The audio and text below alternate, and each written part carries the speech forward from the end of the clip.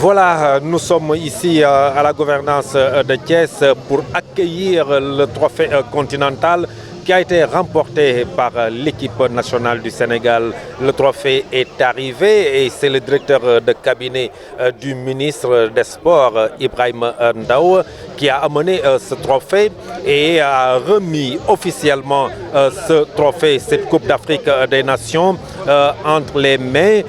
du gouverneur de la région. Mais auparavant, ils sont enfermés pour une petite séance de travail et de photos certainement. Et à leur sortie, le trophée a été remis à le ministre Yankoba Diatara, qui à son tour a remis officiellement ce trophée au gouverneur de la région de Thiès. Et voilà, le trophée est bien arrivé et tout à l'heure, il y aura la cérémonie officielle. Et dans cette cérémonie officielle, c'est le représentant du maire de Thiès-Ouest qui va d'abord prendre la parole pour faire son mot de bienvenue. Et ensuite, c'est le maire de la ville de Thiès, Dr Babacar Diop, qui va prendre la parole avant le président de la Ligue de football de Thiès, Maître Pape Sidilo, représentant le président de la Fédération sénégalaise de football, qui va prendre la parole parce que c'est la Fédération sénégalaise de football qui a remporté ce trophée continental. Et juste derrière, il y aura le gouverneur de la région de Thiès qui va prendre la parole. Et ensuite, il y aura cette caravane et le trophée va faire le tour de la ville de Thiès pour véritablement que la population thiessoise puisse regarder de très près ce trophée continental. Et rappelez-vous, c'est ici que tout est parti. C'est là où l'équipe nationale du Sénégal a joué les éliminatoires pour la Coupe d'Afrique des Nations, parce qu'en ce moment, le Sénégal n'avait pas véritablement un terrain pour recevoir ses adversaires. Et c'est le stade Lat Dior qui a été désigné officiellement et homologué par la CAF pour recevoir ici les matchs du Sénégal. Et le public thiessois était accrocheur. Le public thiessois a beaucoup soutenu cette équipe nationale et voilà qu'aujourd'hui, c'est la région de Thiès qui va accueillir en premier ce trophée continental.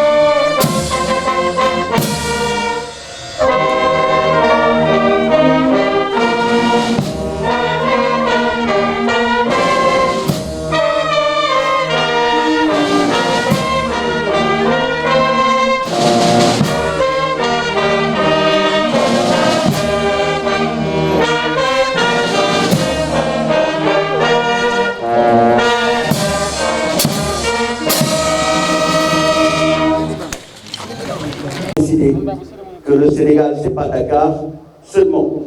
Donc cette tournée nationale démarre aujourd'hui, ce 21 mars 2022, par Thiès. Donc,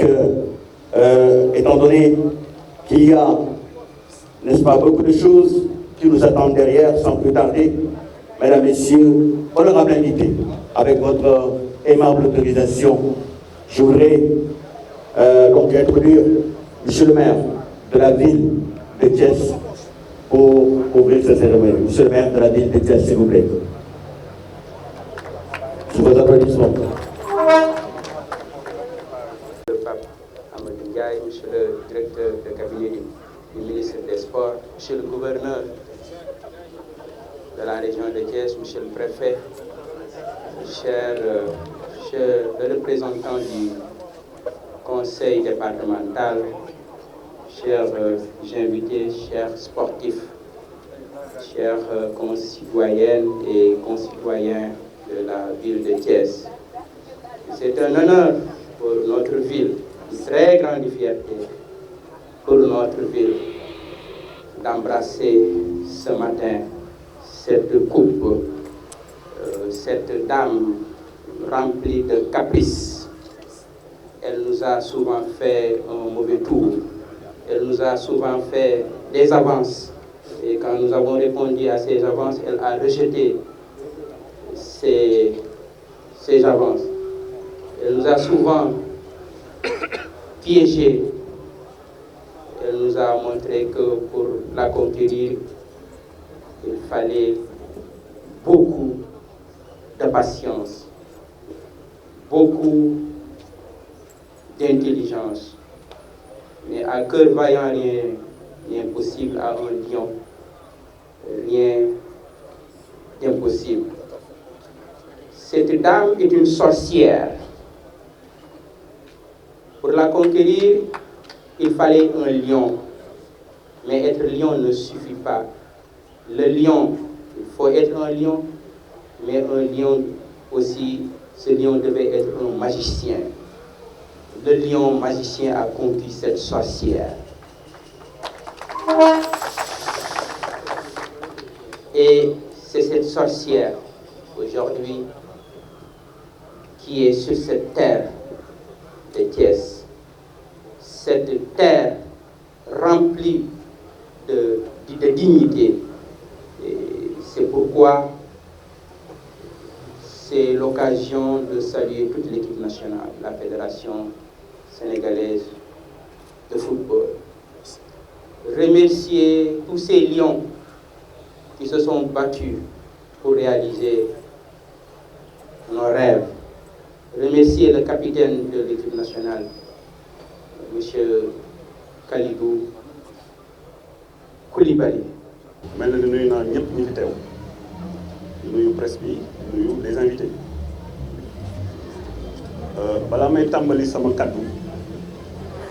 ma sañoon comme on le fait d'habitude qu'on s'incline tristement devant la mémoire défunte des gens du monde du football qui nous ont quittés, qui étaient dans le football et qui ont participé au processus ayant abouti à la réalisation de l'objectif majeur qui était de prendre cette Coupe d'Afrique. am na ñoo xam ne ñu ngi génn àdduna sax ci bisu final bi ñuy jubilé lañ génn àdduna ñoom ñëpp ñu bokk di leen ñaanal yàlla xaare leen àjjana ndax bu ñu sañoon ñoom teewee lii te ki ci gën a fës te nga xam ne mënuñu ko fàtte muy Thiam 12e Gaïndé.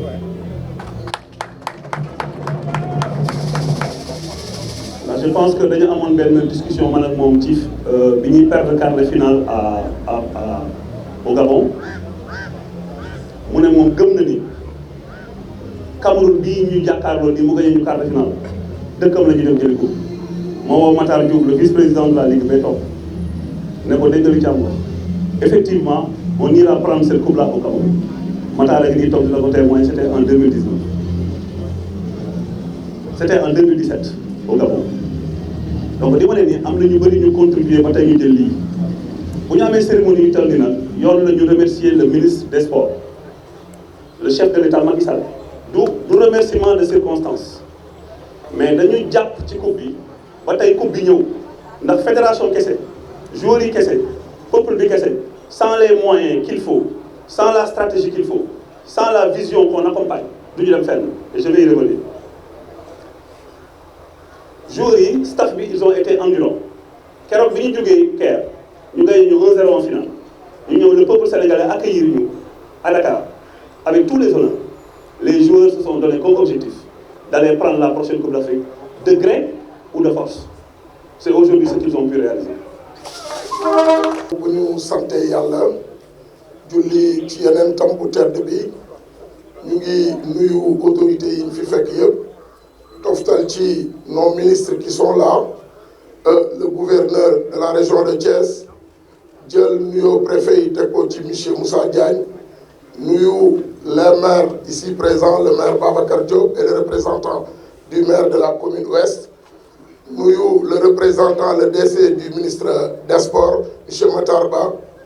ci turu l'incontournable et l'incontesté le PCA le directeur le président du conseil départemental Siré Dia nuyu le monde sportif bi fi nekk le mouvement navétane la ligue les journalistes sportifs la presse ci turu président du conseil départemental et pour ne pas oublier aussi les représentants du HTC au conseil collectivité territoriale Brin et madame Yeyali ñu ngi leen di nuyu di leen jox seen wàccuwaay di wax ne tey ci turu président du conseil départemental tey lii bis bu am solo la ci histoire football et histoire sportive u Thiès ndax li ko Babacar wax coupe bi je pense que ku ci nekk doon nga ko rêver pour teg ko bët ku ci nekk doon nga ko rêver pour laal ko ay temps bi ngay nekk xale yàlla def mu sottee ci at bi ñu génnee sottee aussi ci magistère le président de la république son excellence monsieur Macky Sall bi nga xam ñu ngi ko ci féliciter di féliciter aussi monsieur le ministre Matar Ba di ko wax mention spéciale équipe bi mu àndal yëpp aussi ñu ngi leen di jaajëfal parce que lii yombul il faut être un grand dirigeant il faut être un modèle nekk courageux pour mën a muñ ba indi coupe bi donc ñu ngi koy jaajëfal ci turu président du conseil départemental Siré Dia di remercier aussi le mouvement sportif le mouvement navétane bu baax parce que yàlla dafa def ñaari jours yi ñu ci am Thiès muy Pape Matar Sarr ñu ngi koy féliciter di ko nuyu di nuyu aussi famille yaayam a nga ne leen toog Tabara ak la famille de Habib Diallo ñaari jours yooyu yëpp ce sont des produits du mouvement navétane donc c'est des exemples yoo xam ni léegi xale yi nga xam ne ñu ngi ci base bi nekk ci nawetaan nekk ci école football yi ñoom jox nañ leen source de motivation ba ku ci nekk yaa ngi am rêve tey pour que demain nga devenir international pour mën a participer waat ci lu rëy li ñu am kon donc mention spéciale au mouvement nawetaan donc ñu ngi santaan ñëpp di gërëm ñëpp di gërëm le monde sportif au nom du président du conseil départemental Siré Dia je vous remercie. Merci. Sous vos applaudissements s'il vous plaît. Quand on parle de. ñu ngi leen di nuyu yéen ñëpp di leen sant di nuyu organisateur journée bi di nuyu sportif yi fi nekk yëpp di nuyu toute la population de Thiès Ouest ñi fi teew di leen yóbbante kàddu docteur Mamadou Djité le maire de la commune de Thiès Ouest donc di leen wax ni kontaan na à travers les populations de Thiès. donc ci coupe bi li mu ñëw fii au niveau de la commune de Thiès Ouest di abrégé cérémonie bi donc ñu ngi kontaan di ñaan yàlla dimbali ba coupe du monde bii di ñëw ak yeneen coupe yi ñëw Sénégal am si ay résultats yu baax a baax jëlaat coupe d'Afrique bi wala sax jël coupe du monde bii di ñëw yàlla mën na ko yàlla def di nuyu toutes les autorités yi fi teew di wax coupe bi nag wax dëgg yàgg comme ni ko docteur waxee yàgg nañ koo topp. ba ñu nekk ndaw ba léegi ñu ngi topp coupe bi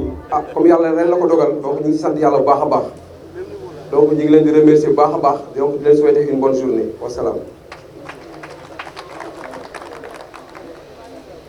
maa ngi leen di gërëm yéen ñëpp di leen sant si seen taxawaay fii si Thiès di am mbégte recevoir ak yéen coupe bi ministre yi ñëw ànd ak ñun ce matin au conseil collectivité territorial bi ñëw ànd ak ñun ce matin. autorité administrative yi ñoo ànd ak ñun ce matin également les maires yi xam ne ñoo nañu ànd ak ñun ce matin les députés am cérémonie tey bu ñu def noonu tamit di rendre hommage si seen ancien secrétaire général moo tax gisul leen mais xam naa ne ils sont de tout cœur avec nous mais surtout vraiment di wax mbégte bi ma am bokk ak yéen ndam li yombutoon daw nañ si lu yàgg am na nit koo xam ne fi la juddoo màgget fii te jotul coupe bi mosul gis coupe bi li ñu def nag ni mu ko waxee léegi maa ngi ko uti ndam li maa ngi ko boobu moo ñu may ndam li nañ ko jàppee nag te li ñu def nii si football bu mën ko am nañ ko continuer si domaine bu nekk suñ ko continuer si domaine bu nekk maa ngi ko je pense que ndam li ñu bëgg dañu ko mën a am kon nag ñu ngi leen vraiment di encourager encore di ñaax mën naa wax pour que ngeen continuer ni ñu xeexee nii ba am coupe bi ñu gën a dina xeexee si wàllu développement si wàllu yëpp pour mën a am Sénégal émergent ni ko président de la République bëggee moom war nañu yoon bi def na infrastructure yu bëri ñu koy gis yaakaar naa domaine de sport si partie yi gën a am maanaam si bilan bi mais nag li des mooy am nañ infrastructure yi il faut que ñu continuer mobilisation bi si wàllu organisation il faut que nit ñi continuer di former il faut que nit ñi continuer di am esprit compétitif bi pour mën a indi ay coupe parce que am infrastructure yi di organiser ñu lay gagné tamit waxuñu ko dañoo bëgg am infrastructure yi pour mën a am niveau boo xam ne dañuy gagné ñu organiser gagné ñu dem feneen gagné loolu lañ bëgg donc je pense que effort président de la République il faut que nit ñi mën a matale si wàllu résultat sportif yu probable et que ëllëg ñu mën a accueillir Coupe d'Afrique des Nations gagné ko ëllëg ñu mën a accueillir les Jeux africains. Les Jeux africains, c'est l'équivalent des Jeux olympiques, mais au niveau du continent. Donc, il faudrait que demain, effectivement, ce point de vue-là également, nous avons des performances, des résultats. Mais surtout vraiment, du content trop si. Du content trop si recevoir leen, di recevoir ñu bëri say invité tey. di leen wax ne après dinañ ànd ak yéen si caravane bi. dinañ ànd ak yéen si caravane bi dugg si biir dëkk bi pour que ku nekk mën a saafantoo coupe bi parce que ku nekk yaakaaroon na ko. ku nekk bëggoon na ko te yàlla indi na ko ku nekk bëgg nga taxaw ne keroog nga bañ koy accueillir fekke woon naa ko moo tax maa ngi ñaax nit ñi nañ génn en force pour que ñu mën a ànd ak coupe bi présenté ko dëkk bi yëpp ku nekk mën ko gis mais également vraiment di féliciter parents joueurs yi xam ne ñu ngi fi parents joueurs yi xam ne ñu ngi fi ñu ngi leen di féliciter bu baax parce que am na ci parents Pape Malick Sarr yi Pape Matar Sarr am na ci parents Habib Diallo yi ñooñu ñooy exemple yi tey ñi xam ne ñoo def jaloore bii jaloore yi maa ngi koy wax sànq Bokande bëggoon na ko Matar Niang bëggoon na ko May Fall bëggoon na ko keneen ak keneen def na tout pour mën ko am El Hadj Diouf bëggoon na ko keneen ak keneen bëggoon na ko mais tey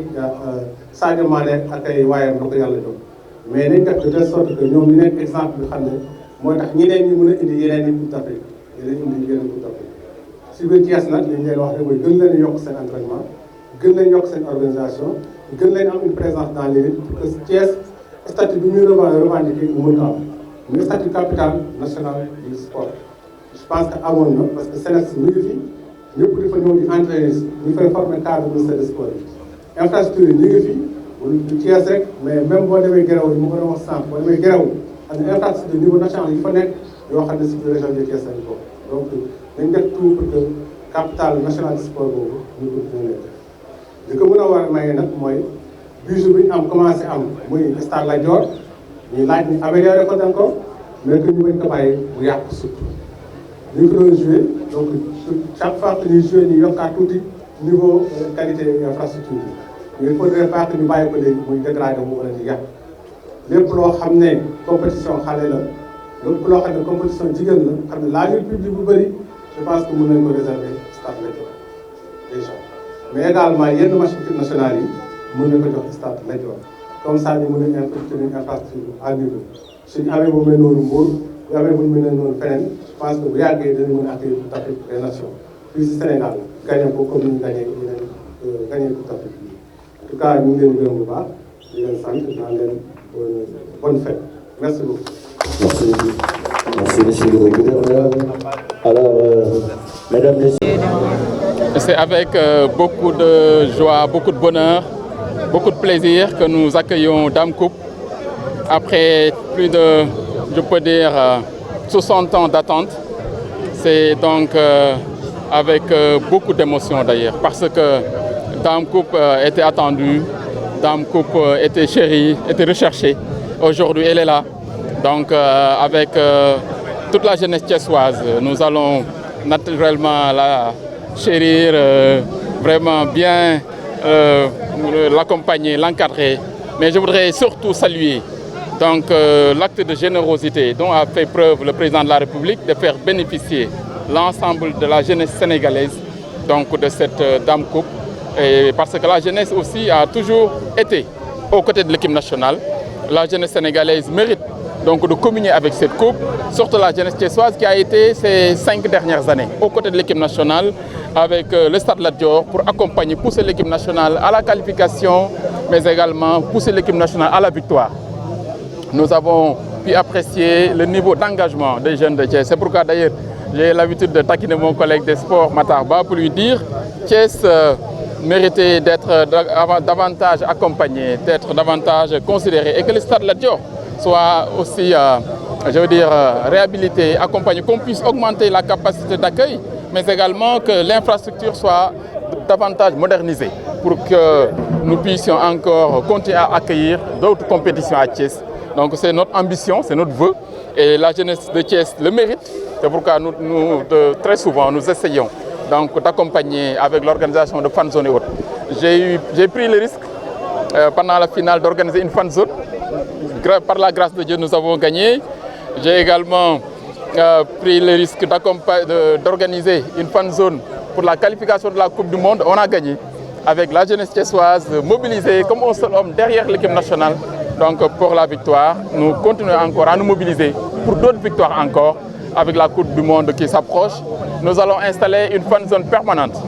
à la promenade de Thiessois pour accompagner les jeunes de Thiès, pour que les jeunes de Thiès puissent vivre la Coupe du Monde en direct et en intégralité. C'est l'engagement que je voulais prendre avec mon collègue donc, de l'artisanat pour accompagner la jeunesse thiessoise, donc pour qu'elle vive de manière intense la prochaine Coupe du Monde. Et nous sommes en train même de réfléchir sur une possibilité d'amener des jeunes au Qatar, des jeunes de Thiès, donc pour participer à la Coupe du Monde. C'est pour dire simplement que la jeunesse de Thiès mérite tout notre soutien, tout notre accompagnement et toute notre reconnaissance. Donc au nom du ministre des Sports, vraiment je voudrais également féliciter les autorités administratives, donc monsieur le gouverneur, les préfets et les sous-préfets d'avoir pris toutes les dispositions pour que la cérémonie puisse passer dans d'excellentes conditions. Nous avons une cérémonie solennelle donc, qui s'est très bien passée. Et c'est l'occasion également de féliciter le monde sportif thiessois, donc qui s'est toujours mobilisé également aux côtés de l'équipe nationale, mais également tous les sportifs et les thiessois, mais également toute la joie que nous avons, je peux dire, d'avoir deux neveux, deux fils de Thiès dans l'équipe nationale par Matar Sarr, Abibou Diallo. Donc moi, Abibou, son père était mon agent à la mairie, on a travaillé ensemble, donc c'est un neveu. De même que Pape Matar Sarr qui a grandi devant nous à Grand Thiès, je veux dire, ñetti cadre de tout ça, bon bref, c'est Thiès en fait qui est à l'honneur aujourd'hui. Donc loolu mooy kaddu yi di leen sant di leen gërëm di féliciter bu baax a baax donc mën naa ni renouveler félicitations yi équipe nationale, mais également wax honneur bi ñu am ñun waa Thiès abrité tey coupe bi nga xam ni président de la République ci mbaaxam ci générosité am moom moo joxe instruction ministre des sports ne ko coupe bi na def tour du Sénégal pour que jeunesse su Sénégal yëpp mën a bénéficier wu donc ci coupe bi ndax waa Sénégal dañ ko doon gént dañ ko doon rêvé 60 ans après yàlla suturaal ñu jël coupe d'Afrique muy lu mag loo xam ne Sénégal da ko doon xaar depuis longtemps depuis indépendance président nag daan ni na ko ñëpp na ci ñëpp jot na ci ñëpp jot mooy na ko ñëpp féete na ko ñëpp accueillir donc moo tax trophée ci tour bi mu ñëwee Thiès ñun ñëpp ñu mobilisé wu ñun ñi nga xam ne yàlla daf ñu suturaal ñu nekk membre du gouvernement muy sama mag Pape Amadou Ndiaye ñun ñëpp ñu ñëw ànd ak cabinet ministre des sports accueillir ak coupe bi ànd ko gouverneur donc taxaw donc ci turu Thiès mais également ànd ko jeunesse bi ak monde sportif thiessois bi yëpp. C'est pourquoi dañuy féliciter encore une fois waa monde sportif thiessois bi ci seen taxawaay ndax yàgg nañ taxaw ci wetu équipe nationale les jeunes yàgg nañ taxaw ci wetu équipe nationale defe naa ni Thiès mën naa dama koy wax ministre des sports souvent ni ko Thiès jig na leen Thiès jig na équipe nationale ndax yàgg nañ fi ñëw yàgg nañu gagné donc ba tax na kon Thiès mérité na ñu gën ko jàppale gën ko considéré defe naa ne gouverneur wax na sànq ni stade bi war nañ ko gën a bàyyi xel mu gën a di continuer di accueillir ay match équipe nationale mais également war nañ ko gën a yaatal aussi ndax yàgg naa wax Matar nañu def tribune yi na wër léegi stade bi nañ ko yokk moderniser ko mais également monde sportif thiessois bi yëpp war nañ leen féliciter ndax yàgg nañ taxaw ci wetu équipe nationale jeunes yi yàgg nañ taxaw ci équipe nationale boo tax na kon dañuy sant ñëpp rek di gërëm di ñaan suñu borom trophée tour bi yàlla na ci yàlla def jàmm yàlla na ci yàlla def sutura yàlla na ko yàlla barkeel donc mu ba yeneen coupe ñëw ñu ngi jëm coupe d'Afrique coupe du monde am nañu yéene ci coupe du monde bi gën a accompagner waat jeunesse su Thiès gën a accompagner waat jeunes yi fan zone yi ñu doon organiser ci promenade ba yàlla suturaal ñu ci ñaari fan zone yëpp ñu organiser ko yàlla may ñu ndam fan zone yooyu lañ bëgg a installer de manière permanente di ànd ak jeunesse su Thiès ñuy dund coupe du monde bi Qatar en direct ak vraiment tout le monde sportif même ñu ngi xalaat nan la ñuy def ba accompagner ay jeunes ñu dem Qatar jàppale ji équipe nationale loolu lépp ay xalaat la ay yéene la ñu ci mën ñaan yàlla mooy ñu sutura ak kattan buñ ko mënee pour gën a jàppale la jeunesse de Thiès loolu moo doon kàddu yi sant ñëpp di gërëm. Monsieur le ministre, est-ce que yéen a ngi def ay jéego. Thiès constitue un élément extrêmement important dans le dispositif sportif. Et Dieu a fait que les éliminatoires ont démarré ici à Thiès, au niveau du Stade Lat Dior. Et donc aujourd'hui, des jeunes Thiessois aussi sont dans l'équipe nationale et que pour le démarrage donc de cette tournée, que nous soyons ici à Thiès, c'est pour nous donc une très grande fierté et nous remercions l'équipe nationale, mais également la fédération, le président, tout d'abord le président de la République pour tout l'effort qui a été fait pour encadrer cette équipe, le porter à cette victoire. C'est comme on l'a si bien dit, c'est une très belle dame que nous avons longtemps convoitée et qui nous a toujours fait défaut, mais le courage, la persévérance et l'engagement,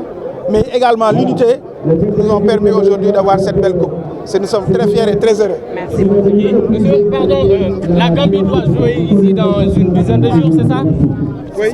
C'est la ville de Thiès qui accueille cette rencontre. Qu'est-ce que vous prévu pour... voilà, qu'est-ce que... C'est ça, la Gambie et le Sénégal, c'est... Et voilà, c'est terminé cette cérémonie officielle ici à la gouvernance de Thiès. Et le trophée va faire le tour de la ville de Thiès. Et voilà, la caravane vient de partir pour un tour dans la ville de Thiès. Et ensuite, il y aura Tivaouane, Mbour et consorts. Voilà, on remercie tout le monde pour cette cérémonie officielle qui a accueilli la Coupe d'Afrique des Nations. Kon nag mu ngi noonu cérémonie bi jeex na Coupe d'Afrique bi ma ngay dem ci caravane bi wër biir Thiès waa Thiès yëpp mën a saafonte ak Coupe d'Afrique bi muy lu am solo donc ñuy jaajëfal ñëpp ñi nga xam ne ñëwoon nañ félicitations, bravo à la ville de Thiès.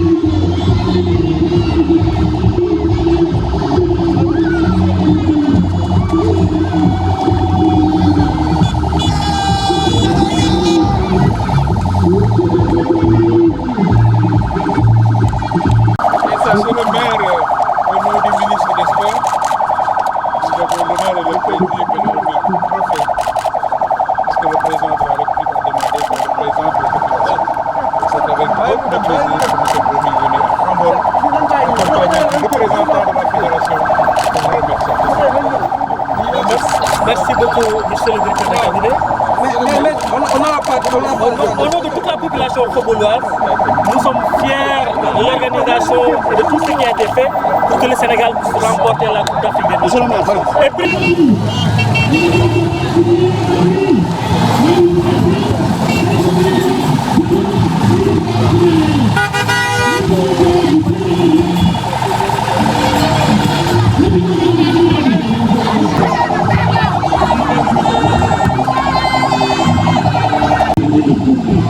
Thank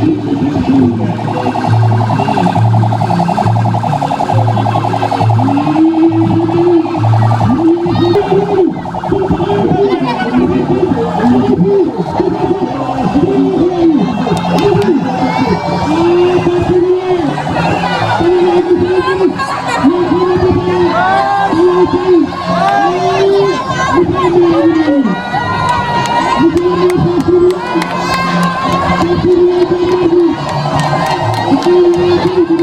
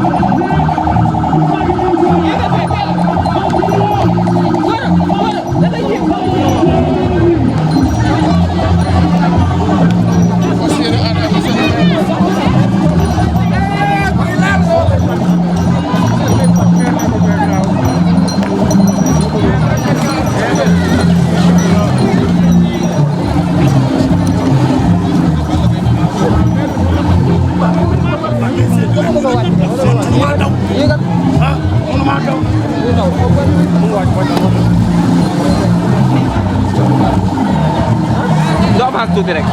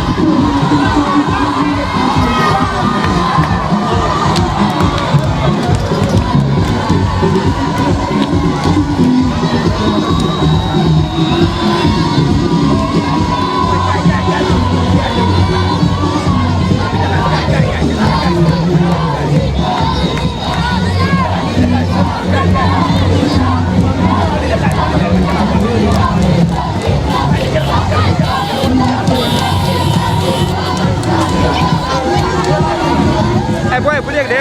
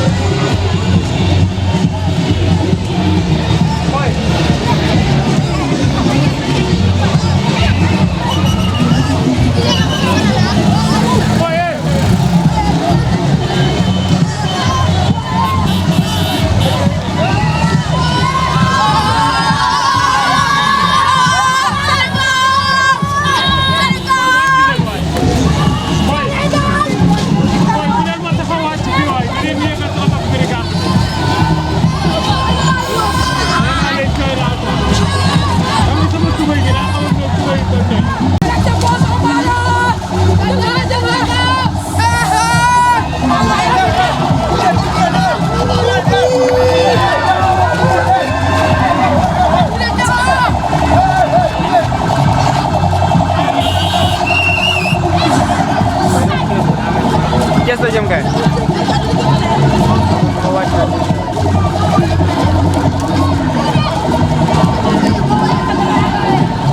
lycée bu nekk gars yi yaakaar naa suñu génnee fi ñu taxawaat de non dañuy taxaw ñii de suñuy kii di wàcc paa bi say wàcc bu nga wàccaale non non ñoom ñaar ñëpp dañuy wàcc